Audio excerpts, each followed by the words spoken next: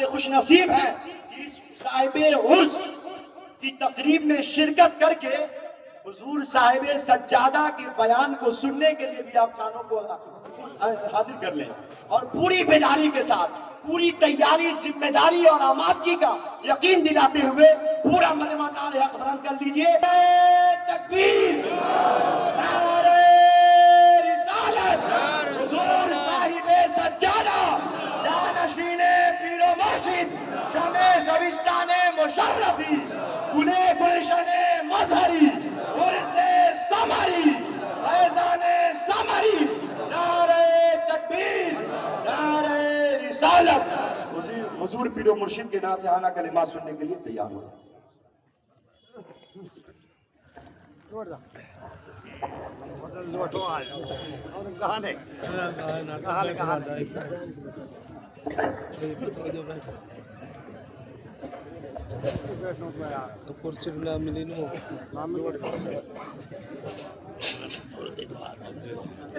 السلام علیکم ورحمۃ اللہ وبرکاتہ.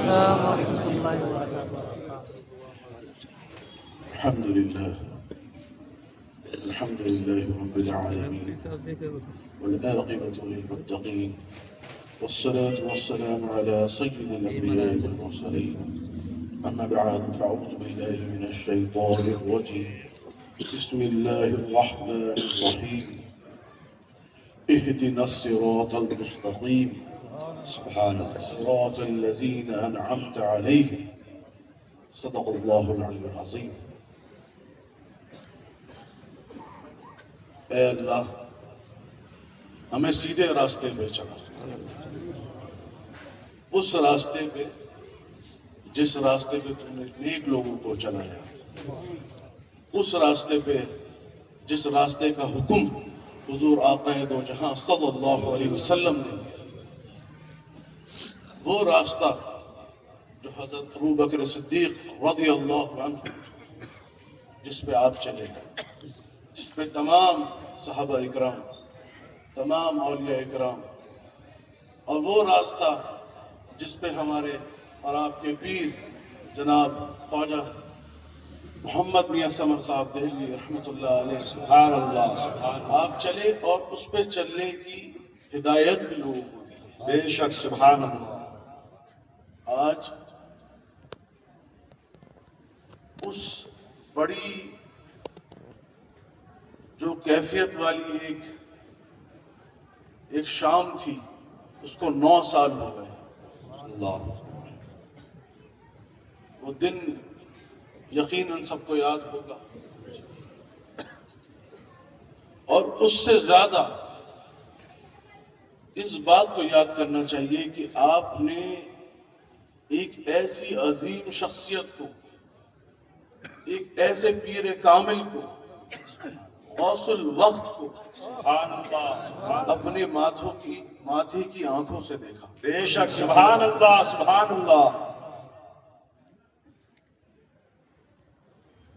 آپ کے پیر وہ پیر نہیں تھے جو آج کل کے زمانے کے پیر ہوا کرتے ہیں. واللہ اگر وہ چاہتے اور ان کا مقصد یہ ہوتا کہ مجھے مانو، یا جیسے اپنے آپ کو لوگ بڑا آج کل کرواتے ہیں، تو ایک انٹرنیشنل لیول پہ ایک ایسے فنڈنگ ایجنسی بن سکتی تھی کہ جس کا کیا ہی کہنا ہوتا. لیکن ان کا واحد مقصد صرف ایک تھا کہ عقیدہ صحیح ہو اور شریعت کی پابندی. سبحان اللہ. نعرہ تکبیر نعرہ رسالت حضور صاحب سجادہ فیضان پیر و مرشد کا دامن.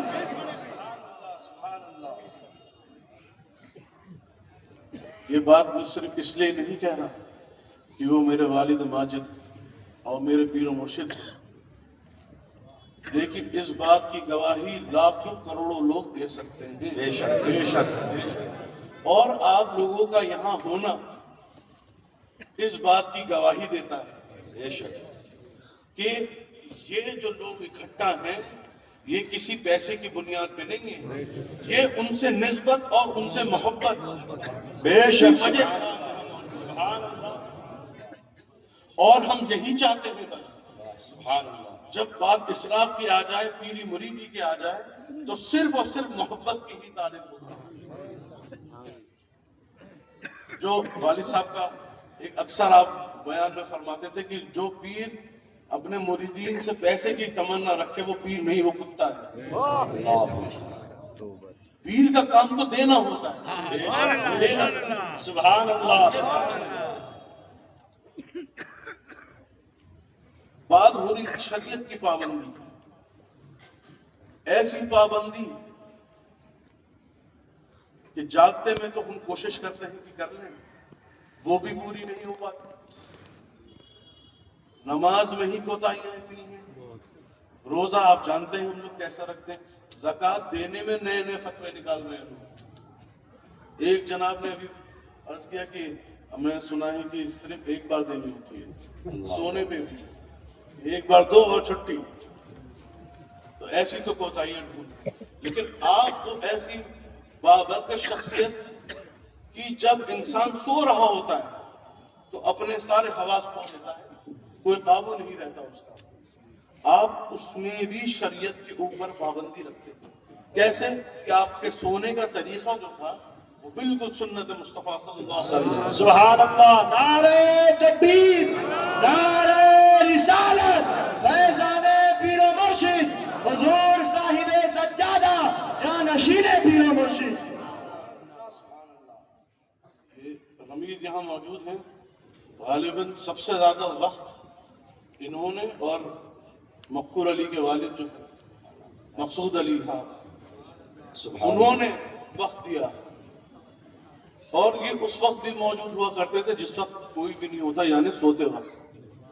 کبھی کچھ عرض کرنا ہے، ایسی کبھی کوئی گھڑی نہیں آئی جس میں الٹی طرف کروٹ لے رکھی ہو یا قبلے کی طرف سے منہ پھیر رکھا ہو.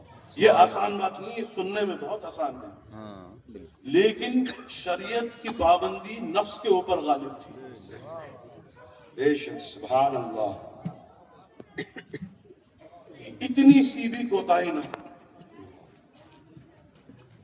اور جب بات اصلاح کرنے کی آ جائے تو ایسے جید بہادر کہ لاکھوں کا مجمع ہو اور غلطی اگر یہاں ہوئی ہے تو یہی معافی ہوگی، اور اکیلے میں ہوئی ہے تو پیار محبت سے وہاں بھی توبہ کی جا سکتی ہے، وہاں بھی تربیت اور ہدایت کی جا سکتی ہے.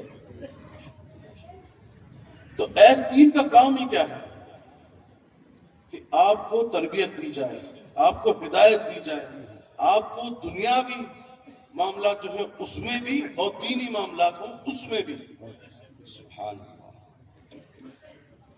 یہ بات مجھے اس لیے آج یہاں کرنی پڑ رہی ہے کیونکہ یہ ایک نیا زمانہ میں دیکھ رہا ہوں. ہم بھی اس زمانے کا حصہ ہیں، لیکن یہ چیز یہاں پر اس کی گنجائش نہیں ہے. کہاں پر؟ جب شریعت کی بات آ جائے. آج وہ معاملہ ہو گیا ہے کہ جب تک پیر صاحب ہمارے مطلب کی بات بولتے رہیں تب تک تو یہ ہمارا پیر ہے، اور جہاں اس نے ہماری اصلاح کی تو یہ ہمارا پیر ہے. یہ مذاق کی بات نہیں ہے، اور یہ ہر وقت میں کہتا ہوں کہ اس کا سارے معاملات ہو تو انجام رہے ہیں دنیا میں، لیکن یہ سارے معاملات آخرت کے ہوتے ہیں. یہ تربیت جو ہو رہی ہے یہاں ہو رہی ہے اور وہاں کے امتحان کے لیے.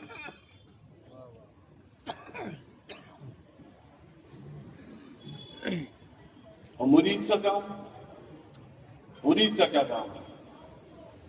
مرید ہو ہی کیوں رہے ہو؟ کیوں ہو رہے ہو؟ کیا یہ فیشن ہے کہ سب ہو رہے ہیں تو ہم بھی ہو جائیں؟ اور جب ہو تو سچے دل سے ہو. سبحان اللہ. سبحان اللہ. وہ کہاوت ہے نا، تن من دھن سے، یہاں سے دھن نکال دو لیکن تن من سے تو ہو. سبحان اللہ. سبحان اللہ. کیا بات.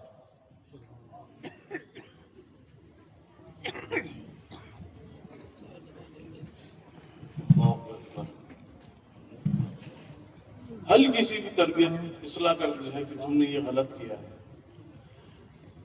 ایسی معاملات ہو جاتے ہیں کہ مجھے کیسے کہتے ہیں؟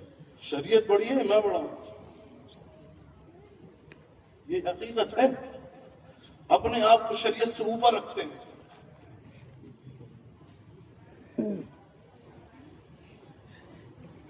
یہ توبہ کا کہ اگر کوئی آپ کو درست کرنا چاہ رہا ہے، آپ کی اصلاح کرنا چاہ رہا ہے، اور آپ اس سے ہی کمپٹیشن کریں.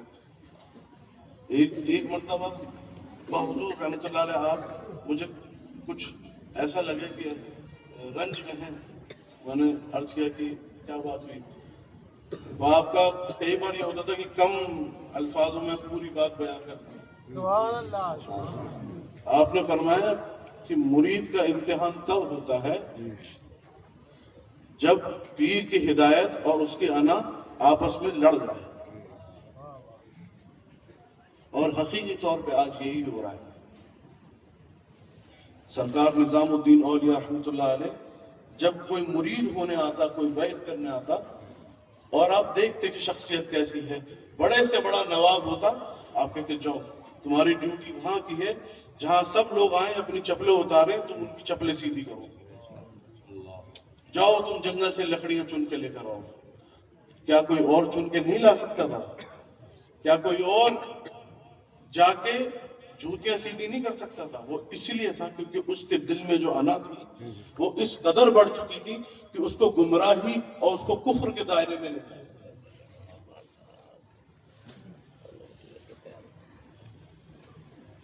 آج وہ زمانہ آ گیا ہے کہ شریعت تو آپ چھوڑ دیجئے، یہ نہیں بتا سکتے آپ مسلمان ہیں. یہ مرکز اہل سنت ہے، اور یہاں پر آپ لوگ ایک مثال ہونے چاہیے. میوات کے خطے میں کئی سو سال سے خدمات ہو رہی ہیں. آپ لوگ مثال ہونے چاہیے کہ یہ مسلمان ہوتے ہیں، یہ اہل سنت والجماعت کے لوگ ہیں. بے شک سبحان اللہ. اور ہمارے مزاج الگ ہو رہے ہیں. اس وقت آپس میں ہی لڑ رہے ہیں، کمپٹیشن ہو رہا ہے. کسی اور کی بات تو چھوڑ دی، پیر کی بات نہیں. اور یہ ابھی نہیں، پہلے سے ہوتا آ رہا ہے. یہ چیز آپ کو درست کرنی بہت ضروری ہے.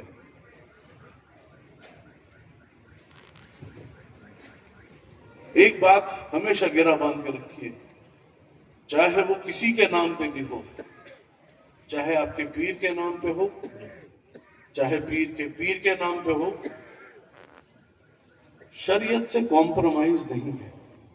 حضور ہمیشہ فرمایا کرتے تھے نہ ہم بدلے ہیں نہ شریعت بدلے. بے شک نعرہ تکبیر، نعرہ رسالت، فرمان پیر و مرشد، فیضان پیر و مرشد، حضور صاحب سجادہ، جانشین مرشد اعظم.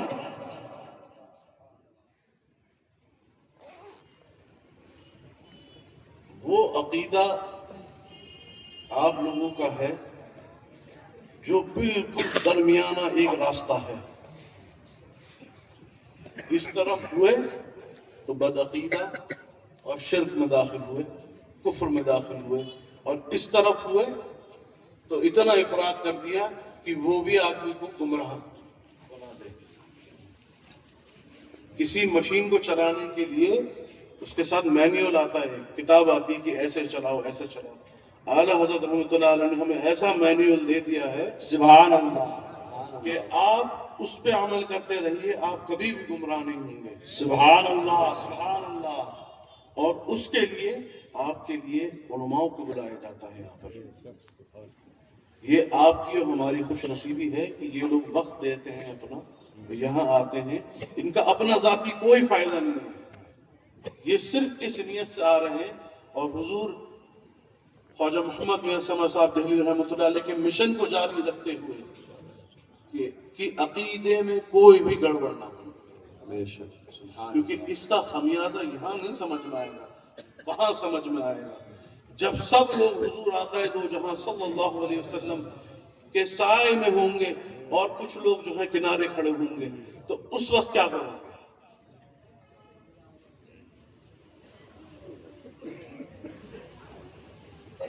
یہ بات اگر عمل کر لی جائے تو بہت گہری بات ہے، اور اگر اس کو یہیں چھوڑ دیا جائے تو پھر تو یہ ہے کہ ہاں ٹھیک ہے، اس کو تقریر کی طرح نہ لیجیے، یہ میری طرف سے آپ لوگوں کے لیے ہدایت ہے. سبحان اللہ سبحان اللہ.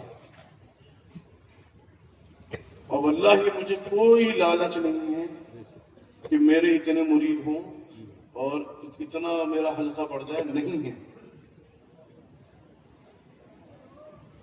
یہ میں یہاں پر بیٹھ کے کہہ رہا ہوں اور حضور آقا دو جہاں صلی اللہ علیہ وسلم کو حاضر و ناظر جان کے. سبحان اللہ سبحان اللہ. اگر آپ کو واقعی میں دل سے بیعت ہونا چاہتے ہیں تو ساری شرائط پہ آنا پڑے گا. وہ شرائط میری نہیں ہے، وہ شریعت ہے. جو شریعت حکم دیتی ہے اس پر عمل کرنا پڑے گا. اس میں نہ آپ کی چلے گی نہ ہماری چلے گی. اس بات پہ عمل کریے اور گمراہ نہیں ہونا ہے.